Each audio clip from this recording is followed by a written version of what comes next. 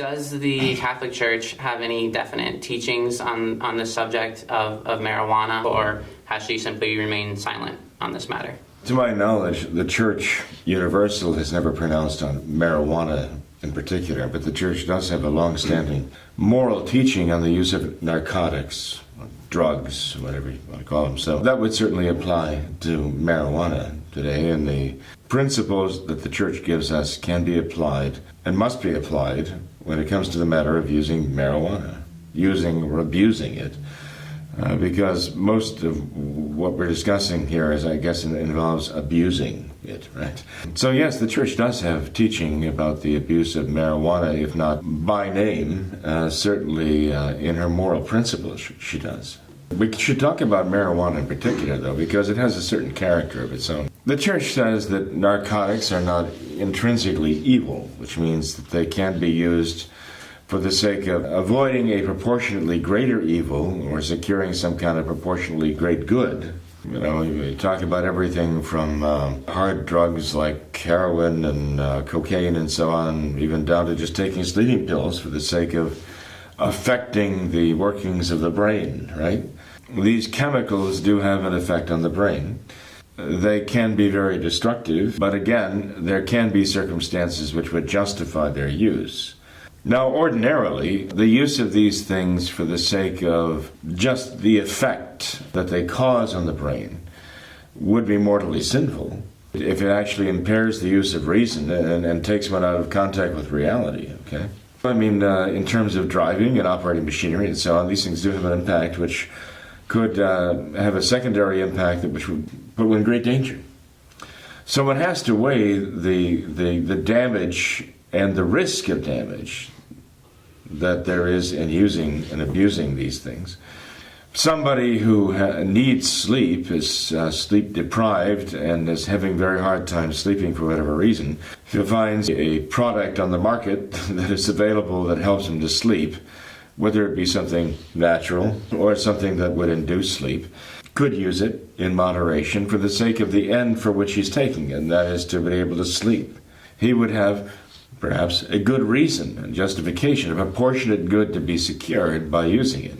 But generally speaking, somebody who takes something just for the sake of the immediate effect it has on the brain would be abusing that, unless there is some evil he's trying to avert or some good that he's trying to obtain, whatever it might be. The more serious the drug, the more pronounced the effect it has on the brain, the more serious the reason has to be to justify using it, you know. So this raises the question of so-called medical marijuana use and so on and so forth. One thing is very clear, that the marijuana that is being produced now is extremely potent. It's not the same drug necessarily in terms of its effect as it might have been 10 years ago or 20 years ago or 30 years ago.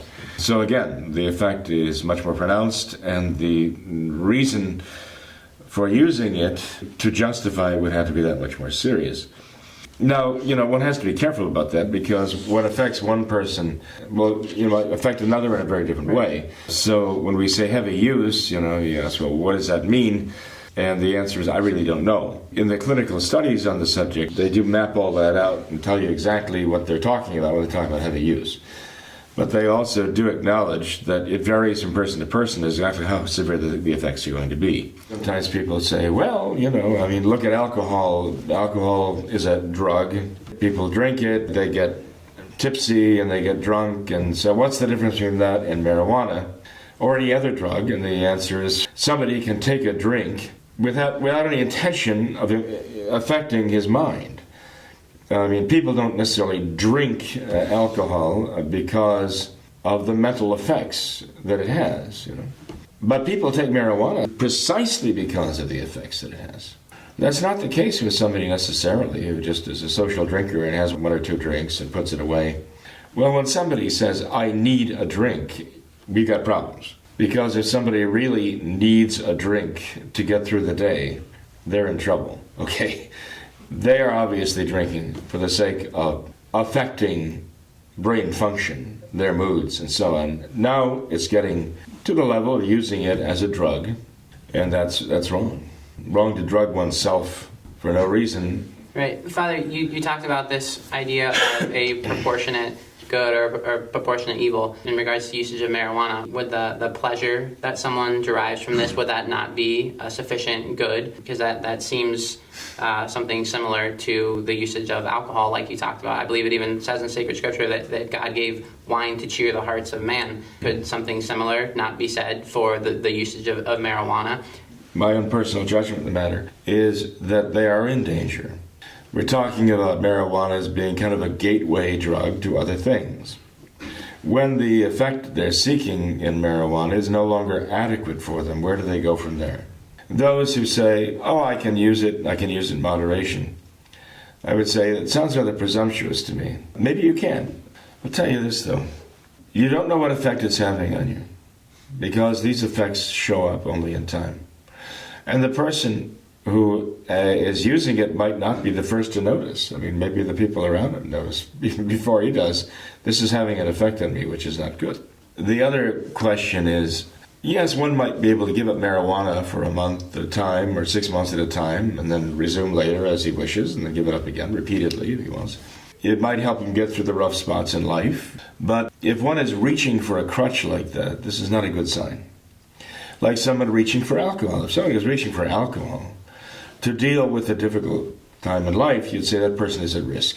Say, okay, I give up marijuana, and if I were to ask him, but do you find that when you give up the marijuana, you're supplying something else in its place? I wouldn't be surprised if many would say, well, as a matter of fact, these sins that I commit do kind of spike during that time. Right. So I'm kind of offsetting it with something else. On top of that, when you do use it, are you actually involving other people? When I hear of people using it, I hear of them using it with friends. It seems to be a social thing. They're involving other people. And they're encouraging other people to use it. And so this one person might say, well, it doesn't affect me. I mean, it makes me feel rather mellow and I enjoy its effects. But I'm not dependent on it. I can put it away. But wait a minute, I have 3 or 4, half a dozen friends whom I'm passing this around with. I'm encouraging, some of them are younger. I'm encouraging this in them. What am I doing to them? I had better be very careful, because I can be doing something that's really devastating and encouraging something devastating. So you see, there are consequences that go far beyond the individual. And then you find out, well, for those in the group, maybe it wasn't really all that good for everybody. Maybe that turned into serious problems. And I would want them to see, maybe I have a certain responsibility for this, because I encourage them, rather than discourage them, I encourage them to do this. And that's a very serious matter. But then you get the effect on the whole of society too, and it's not a good thing. Those marijuana drug profits are going in the wrong pockets, and they're doing a lot of damage. Sure. And Father, to clarify, it seems that you're saying the recreational usage of marijuana is not a good thing because of the multiple negative effects that you've mentioned. But as far as the moral order, can we say that it is objectively a sin for someone to smoke marijuana? For recreational purposes, just for the sake of enjoying, altering my mood and my mind, not necessarily. You make a good point, though. Ut vinum lasciviae cor hominis, that the wine might rejoice the heart of men. Right? That indicates from sacred scripture, right, that God has given us to enjoy this. Right? The implication is to, have an effect on our moods. Okay. But that's not talking about actually getting someone drunk, because it's one thing to help one, relax, okay? And some people use the alcohol to relax. It's another thing to get to the point where they don't have the use of reason, okay? That would be a mortal sin. That is out and out drunkenness. Again, if there is a proportionate reason to do it, it can be justified. You put all of this together, though, with regard to marijuana, and you take it together as far as the state of the knowledge about marijuana is right now. And you see the potential harm to the individual. And you see the potential harm to the circle of friends that could suffer from the example. You see the harm to society also in terms of people sort of dropping out. The consequences of this and the monies that are going to what purpose. You realize there would have to be a very serious reason to justify this. There has to be a proportionate reason for it. Okay.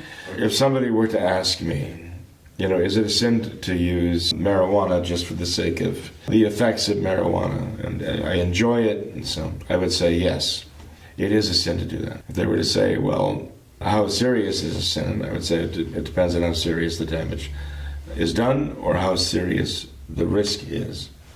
I would say, in one case, that if it's illegal, okay, you're breaking the law, there's already something wrong with that, okay?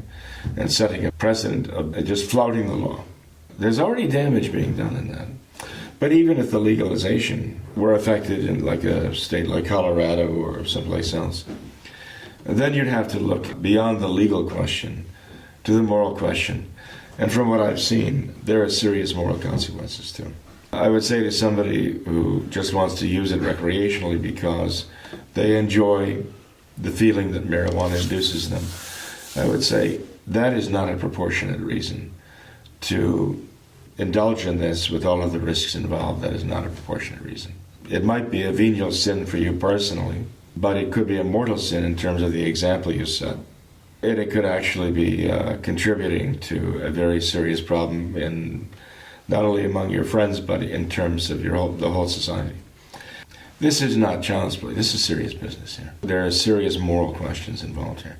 I tell people that it is not equivalent to taking a drink of alcohol. Socially, there are people who don't go mix themselves a drink because they need a drink and because they're drinking it because of the effect it has on them. Necessarily thinking about that. Right? But when people smoke marijuana, that's exactly what they're looking for. There's a difference in my mind to that. Sure. Perhaps if you could just directly address this argument of what is perhaps the leading and most common argument that we hear used concerning the usage of recreational marijuana is the one that says this is a naturally occurring substance. Therefore, how can it be immoral to use this? God put it here on earth for a purpose. He obviously intends us to use it. So how can you say that it is immoral to use this? Well, I mean, you're saying, well, obviously there are things that are very deadly that are natural here on earth, You're just saying that just because something is placed here by God doesn't mean that it doesn't represent danger and that it's not right to use it. There are natural good uses for these things.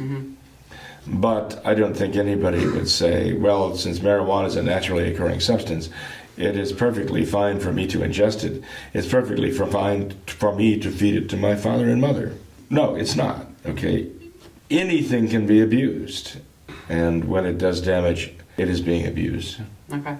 I think this is like a poison that has gotten into the system. I think it's doing some very serious damage to the whole of society, which might be difficult to measure, but it's very real, and I think it's toxic. And it's producing effects down the road that go far beyond the potency of the marijuana itself. So I think it is a plague. It's like a modern plague. I think our enemies are encouraging this in our society to try to bring us down mentally, morally, in terms of self-control. We're allowing these things to control us, and we don't even realize it.